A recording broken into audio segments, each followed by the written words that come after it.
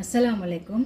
இன்னைக்கு cucumber juice செய்ய போகிறேன். இதுக்கு தேவையான பொருட்கள் 6 குக்கும்பர், புதினா தழை, இஞ்சி துண்டு 2, உப்பு, மிளகுத்தூள்.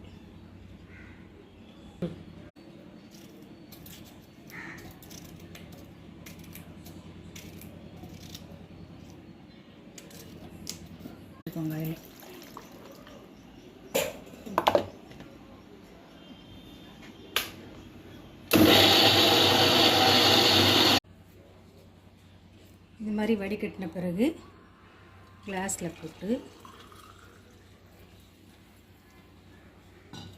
கொஞ்சம் மிளகுத்தூள் மேலே தூவி விடணும்.